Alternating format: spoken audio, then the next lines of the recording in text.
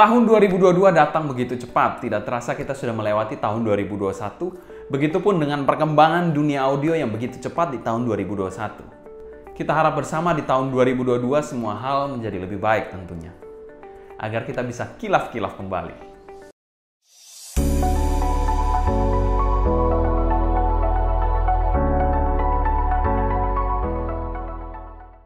Halo semua, selamat datang di channel Sound Dignity bersama dengan saya Sebastian yang seperti biasa akan sharing info dan racun mengenai dunia personal audio, baik itu audio portable ataupun desktop audio. Jadi kalau kalian tertarik, gak perlu ragu lagi untuk subscribe, nyalakan tombol notifikasi, serta follow juga Instagram kita di Sound Dignity agar kalian tidak ketinggalan berita-berita terbaru mengenai dunia audio portable dan desktop audio. Mungkin kalian sudah bisa melihat thumbnail, kita akan membahas 5 tren di tahun 2022 ini, terutama yang berhubungan dengan personal audio. Tentunya hal ini tidak terlepas dari peran tahun 2021 dan perkembangan yang terjadi pada tahun 2021 pada dunia personal audio. Dan tentu saja ini adalah berupa prediksi tren. Jadi mungkin bisa saja meleset atau bisa saja melenceng jauh bahkan. Itu semua memang tergantung dari selera pasar dan juga produsen personal audio. Biar gak berlama-lama, kita langsung bahas yang pertama. Bone Conduction Driver. Mungkin Bone Conduction Driver bagi sebagian besar dari kalian mungkin sudah tahu. Bone Conduction Driver adalah salah satu jenis driver yang terbaru. Jadi kita tahu ada dynamic driver, balance armatur, planar, elektrostatik, ada juga yang namanya bone conduction. Mungkin terlepas dari AMT driver dan lain-lain, ada yang namanya bone conduction yang dimana dia memiliki suara atau presentasi yang cukup unik, menghasilkan suaranya dari getaran. Jadi itu memberikan sensasi yang berbeda tentunya pada in-ear monitor tertentu. Bone conduction sendiri sudah diimplementasikan pada beberapa in-ear monitor papan atas, sebut saja seperti Unique Melody Mesh, dan akhir-akhir ini ada produsen dari USA yang mengikuti jejak dari Unique Melody Mesh dan mengimplementasikan bone conduction pada in-ear monitornya, yaitu Empire Ear Legend Evo. Jenis driver ini sangatlah unik menurut saya karena memang kita bilang dia tidak menghasilkan suara langsung ke gendang telinga tapi melalui getaran yang dirasakan pada konca atau mungkin pada tulang telinga tertentu.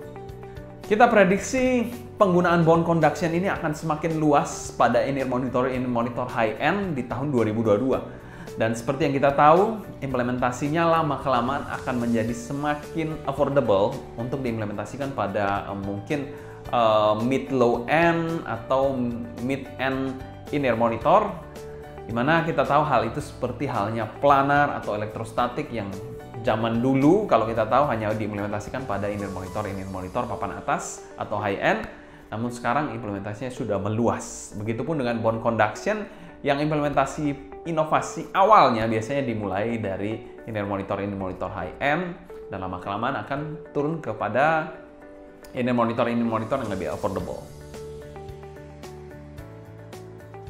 Tren kedua yang akan kita bahas yaitu berhubungan dengan DAC atau Digital to Analog Converter yang berhubungan dengan mekanismenya R2R versus Delta Sigma. Disclaimer dulu, kita tidak akan menjelaskan secara teknis mengenai R2R DAC atau Delta Sigma secara teknis karena kita juga nggak paham. Itu terlalu teknis, mungkin kalau kalian masuk pada bidang elektronika mungkin akan lebih paham, terutama yang berhubungan dengan audio. Tapi kita memang tidak ada background untuk itu, kita akan menjelaskan secara umum aja.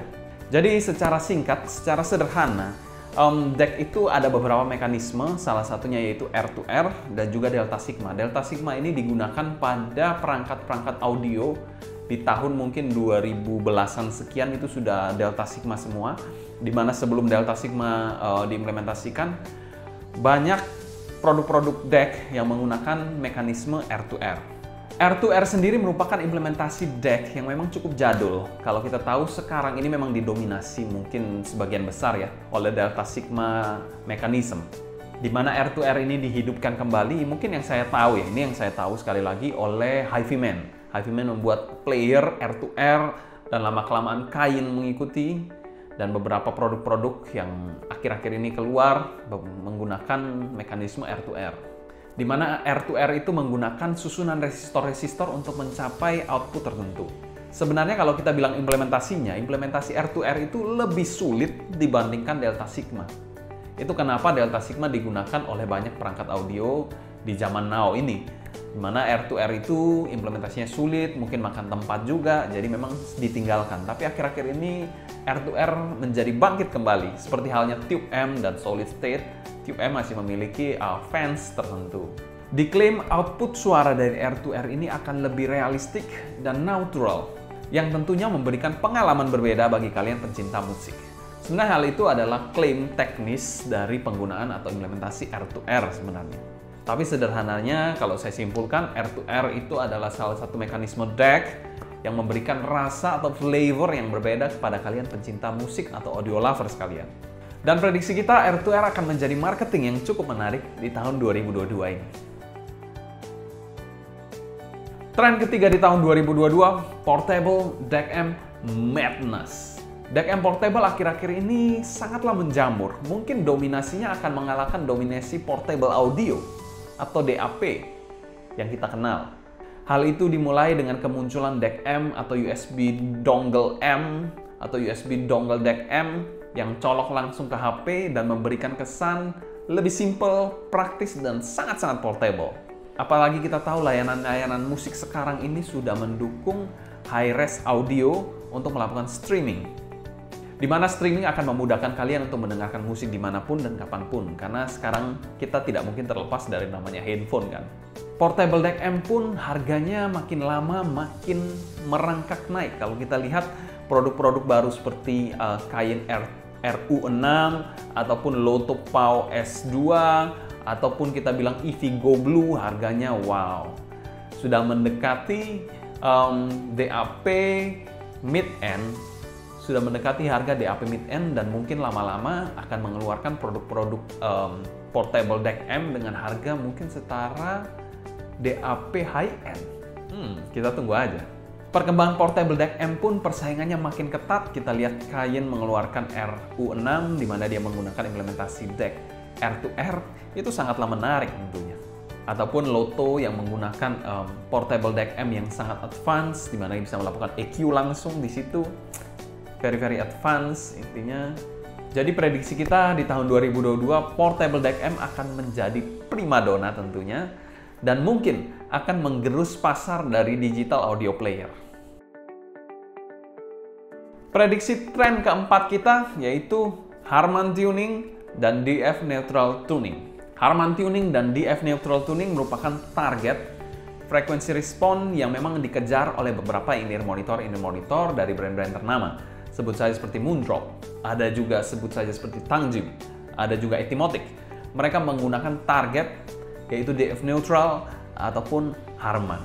Tentunya jika di tuning mengikuti DF neutral atau Harman, mereka memiliki satu masalah yang terselesaikan, yaitu masalah tonalitas yang kacau atau unbalanced. Hal ini juga mungkin akan memberikan masalah baru, yaitu produsen-produsen in-ear monitor mungkin akan malas berinovasi atau membuat frekuensi respons yang unik dari in-ear monitor mereka.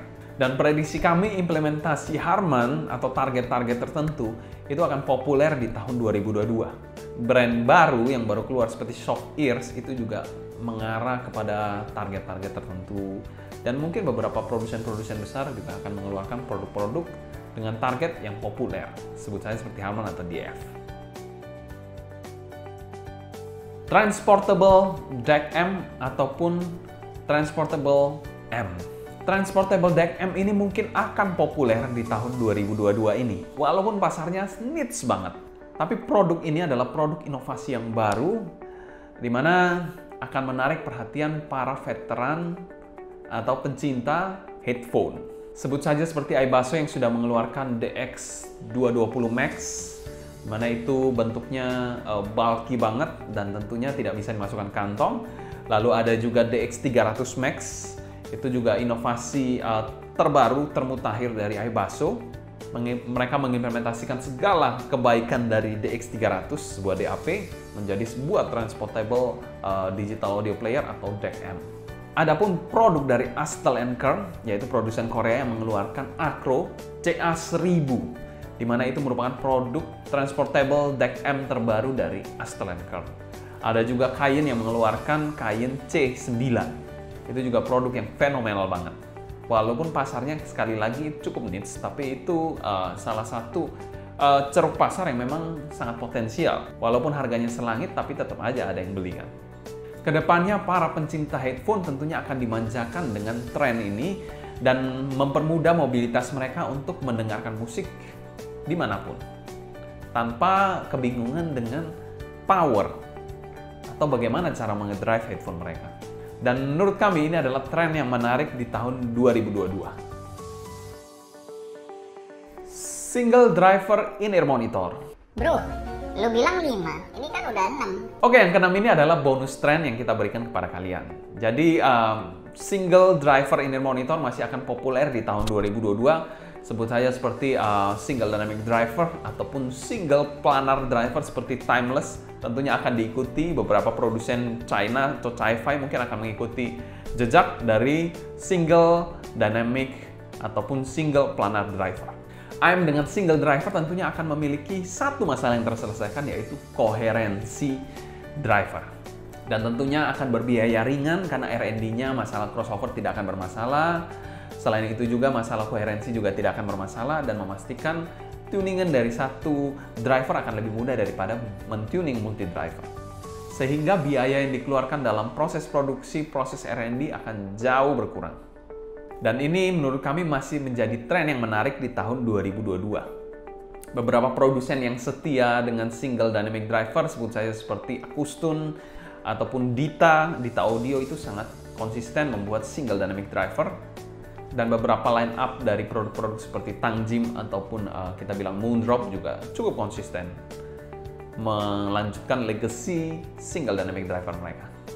Ya, kita tunggu mungkin yang tren yang cukup menarik, yaitu single planar driver yang makin lama mungkin dari jejak Timeless, lama-kelamaan makin banyak produsen yang akan membuat single planar driver dengan tuning yang wow.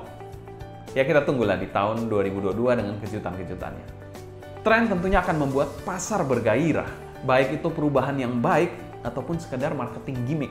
Tentunya kita sebagai konsumen akhir haruslah dapat memilah-milah produk personal audio yang kita konsumsi. Kalau kalian ada pertanyaan mengenai dunia personal audio atau pertanyaan mengenai tren yang kita bahas ini, tulis pertanyaan kalian di kolom komentar di bawah. Mungkin sekian dulu untuk video kali ini. Saya Sebastian dari Sound Dignity pamit undur diri. Sampai jumpa di video berikutnya. Happy listening, stay healthy, and ciao!